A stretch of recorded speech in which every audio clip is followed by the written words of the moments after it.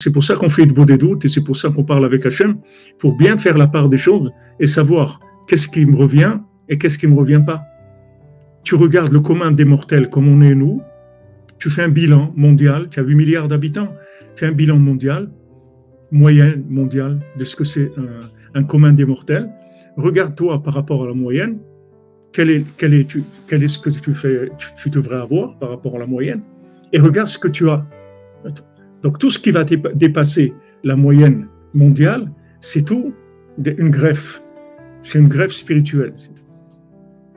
C'est comme si tu es un transporteur, ok, on t'a mis dans ton camion des trucs, tu les transportes, c'est tout. Mais c'est pas à toi. Pas à toi, tu es un transporteur de choses, c'est tout. C'est pas à toi. C'est pas toi. Toi, c'est pas ça. Donc maintenant, tu es capable après de vivre tranquille. C'est-à-dire que maintenant, tu vis ta vie de chauffeur de camion, et quand tu arrives dans un endroit de livraison, tu déposes toute la livraison. C'est pas à toi.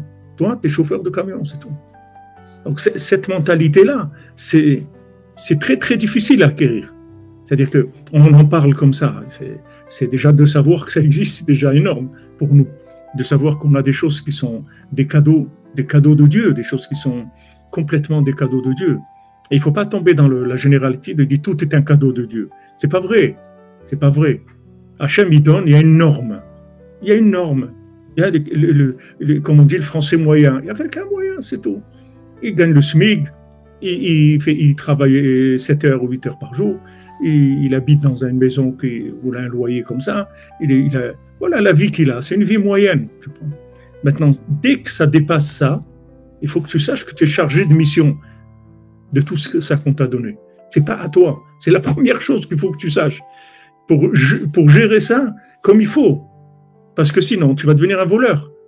Tu vas commencer à exploiter on t'a donné des choses à transporter. Au milieu de la route, tu t'arrêtes, tu les vends. Mais attends, c'est pas à toi. Qu'est-ce que tu vends? Tu vends quoi? C'est pas à toi. Fais attention. À plus forte raison, quand la personne elle se met en colère ou elle a des trucs, alors ça c'est vraiment l'expression vraiment il croit que le monde lui appartient. Eh bien, il croit que ça lui appartient, il se met en colère sur ça. Qu'est-ce qui t'appartient? Qu'est-ce qui t'appartient?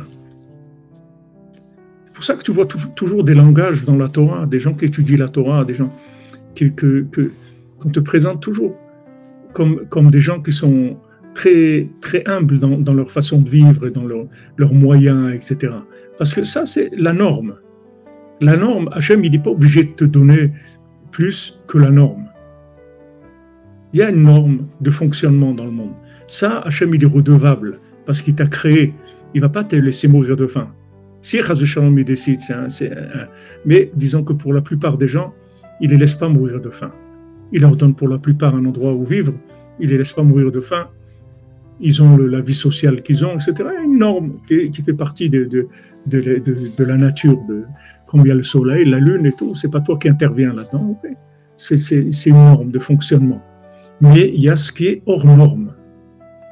Ce qui est hors norme, il faut que tu le gères différemment. Alors, tu fais ton bilan tout seul. Tu vas voir très bien quelle est la moyenne. Tu vas voir combien de gens qui habitent à Jérusalem, combien de gens dans le monde, ils habitent à Jérusalem par rapport à la population mondiale. Même si tu prends que les Juifs dans le monde, combien il y en a qui habitent à Jérusalem?